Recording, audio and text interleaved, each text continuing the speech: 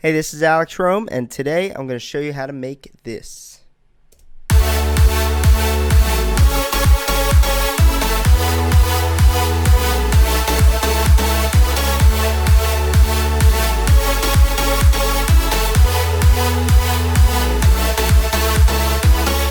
Alright, so how we're going to break this down is we're going to start from the kick and bass and build upwards. We're going to go through the chords and then through those nice leads, and then of course the minimal percussion, which is just a clap. So how I started this was I grabbed that dead mouse kick off of Splice that everybody has. Basically just search kick and then make your genre house when you're picking your kick on Splice, and you will find this kick. It's a really nice kick. Alright, so the kick sounds like this.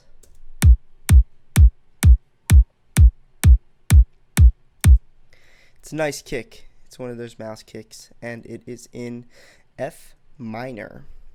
And I actually didn't even have to tune it, because I actually grabbed that kick after I made the bass line, and then it ended up being in tune with my bass line, and that is probably one of the most important things about a kick. How I mixed this kick is I actually used Kickstart to cut that much of it off of the kick. So all of this is gone. And that is a mixing technique I used to fit all of the bass in this area here.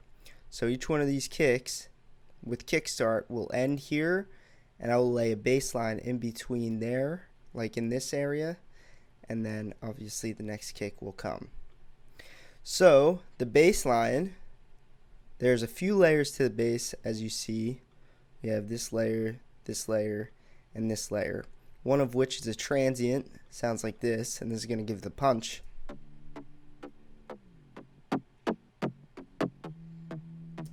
And it has Kickstart on it, that's why it's being held down so hard. So I'll turn Kickstart off. This is EQ'd away from the sub bass. The sub bass will sit in this region, so everything above the sub bass is going to be low cut. This is the sub bass here.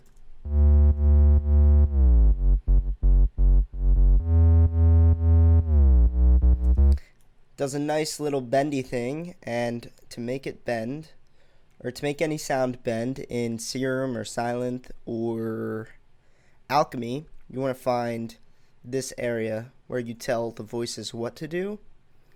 And what I told the voices to do is be mono and to glide at this rate of time. And then when you overlap them, both of those notes, so like when you overlap two notes like this, they will not both play. Only one of them will play because it is in mono, which means only one note can play at a time. So when I make my porta speed at X milliseconds, it will take that many milliseconds to move to the next note. So let's watch what happens. You get that nice glide. So to make that glide uniform throughout the bass lines, I took this bass line and I applied the same glide technique.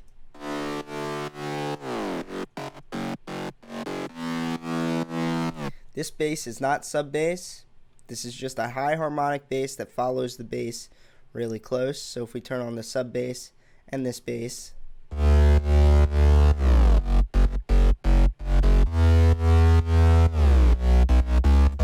you get a nice layer of basses really doing their things. So then we take all these basses with the transient and the kick, and they work quite well together.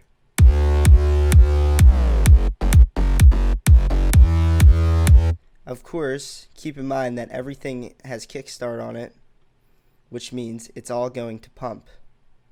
So let's go to these chords here, which are next, and let's see what the Kickstart does to these chords. And then let's pause and turn off the Kickstart and see it pump without everything.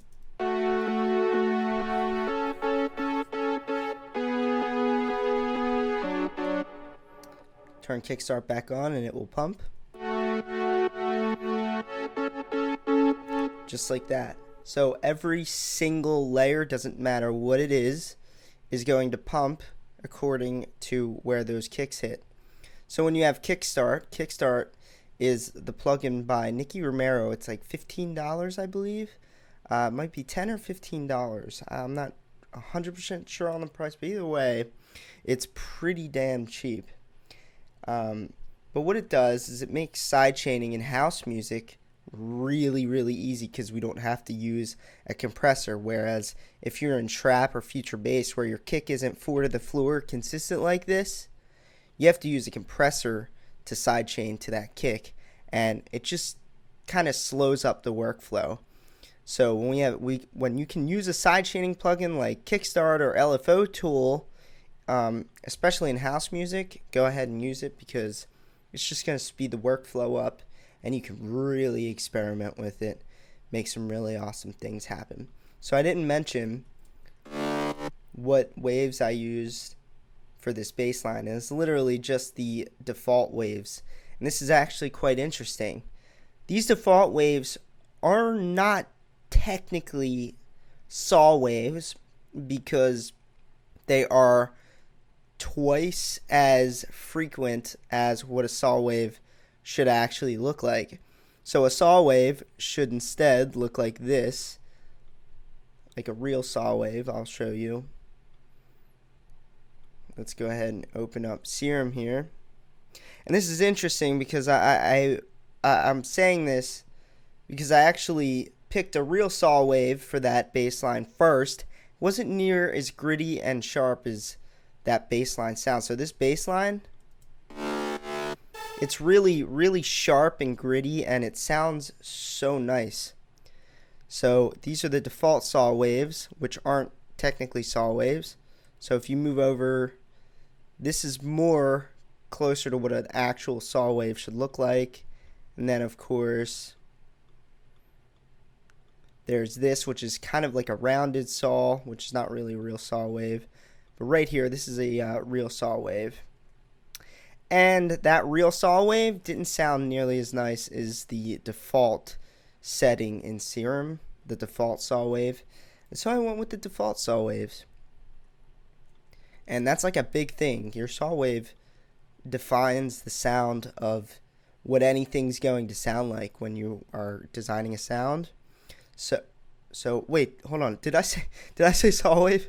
I meant your waveform defines the sound, not your saw wave, your waveform. So whatever that waveform is going to define your sound. So of course these are saw waves. Pretty much everything in this is saw waves. These are the default saw waves again. Probably could have got away with using the real saw wave for those to soften up those chord sounds a little bit. And so let's play everything from bass, kick, and chords.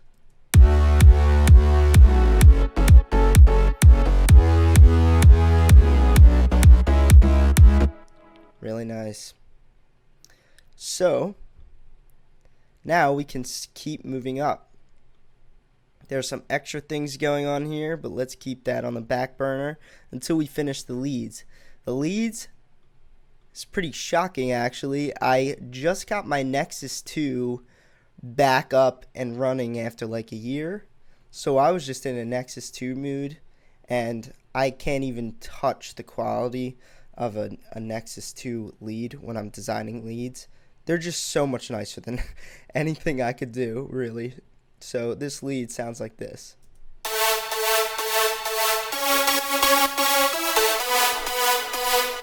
Let's break down these layers. The dominant layer, I wanted this sound.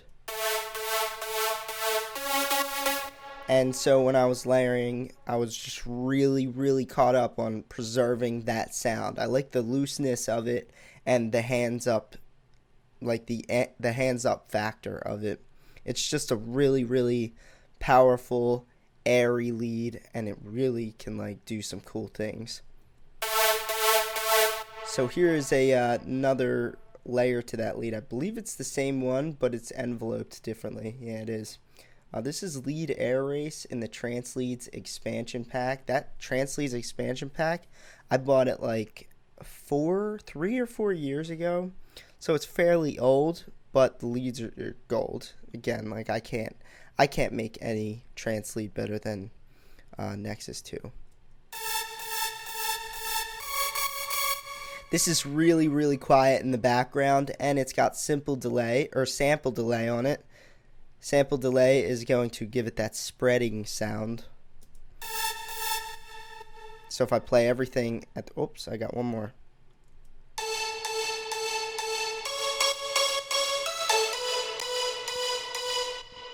So this lead here is from an expansion pack I bought, again, like 3 years ago, and it's actually like Mike lead. That's interesting. I didn't even know that.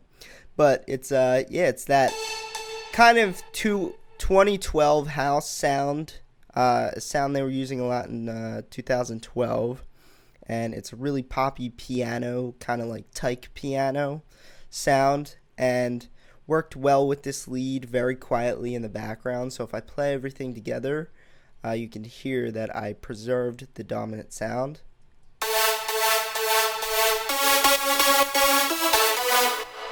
And that dominant sound was never overridden by any of these layers. So, oh yeah, and keep in mind, kickstart again. And when I was layering those presets, I turned the reverb off on each one of them and kind of gave them their own reverb. So I have one reverb plugin for all 4 of these layers, not 4 different reverbs, because that would be kind of insane, layering 4 different reverbs.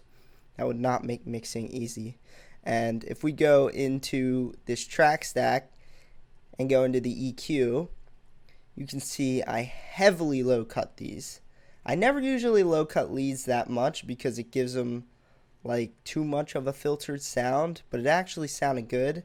And when I was making this drop, I was comparing it with a Kashmir song, and he's probably my favorite mixing engineer that I've ever really discovered. I think his mixes are just pretty much blows every other house artist out of the water.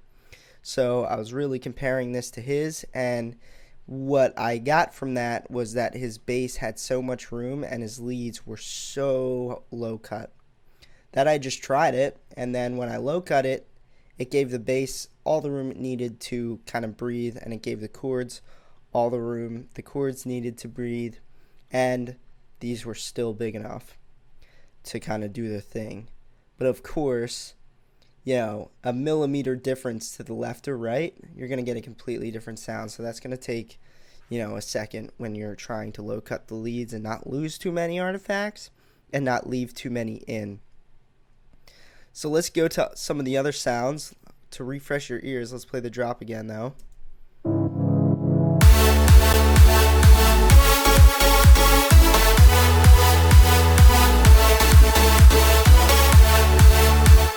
Okay, so I showed you the leads, the chords, the bass, and the kick.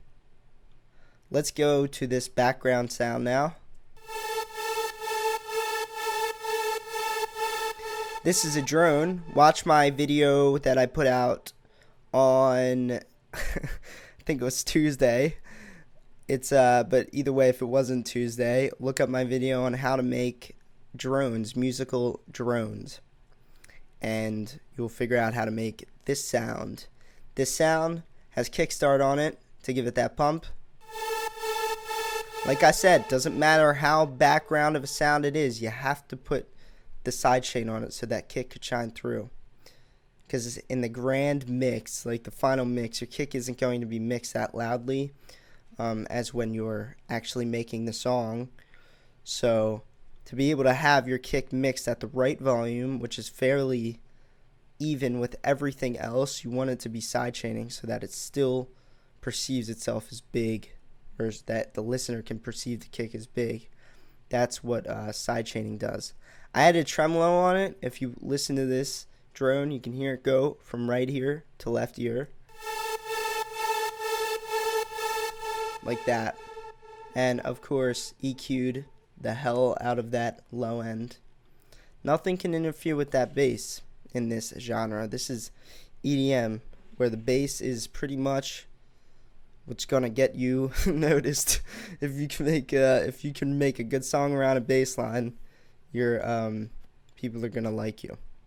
So you have to mix around that bass line. This I think is bullshit. I ended up muting that, or if I didn't mute it, I don't really know what it is. We have a layer of white noise. This is heavily low cut and spread. You can see how much I low cut out of it. Right there. White noise, you don't need anything below like 2000 hertz. Anything below 2000 hertz is going to compete with your other sounds. And when white noise competes, it's probably the worst muddiness in my opinion, because it just brings down the volume of all your important stuff. It's just really annoying. So there's one last layer here, and this is the claps. Let me play this real quick and ask yourself if you could even hear the claps.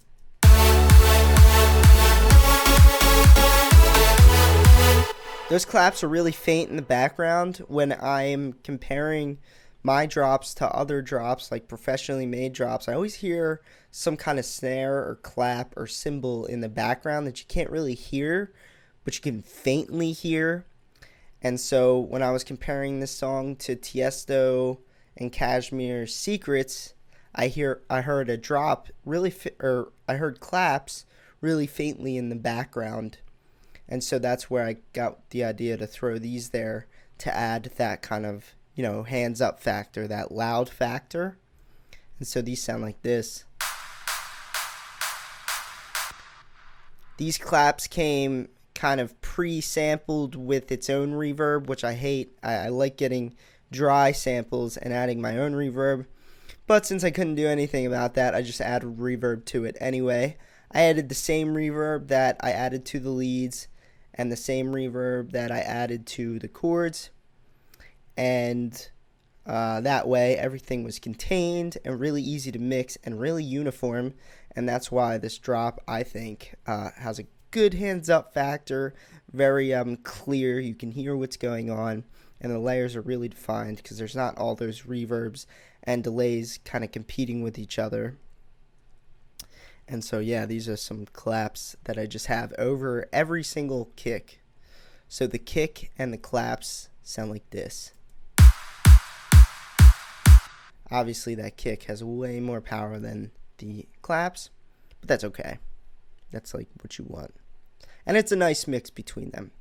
So there you go, guys. That is how to make this cool house drop. Really easy to make. Actually, it took me way longer to mix it than to make it, because the mixing is what's going to display it to sound really nice for you guys. So there you go. My name's Alex Rome, and until next time, stay tuned for more awesome stuff.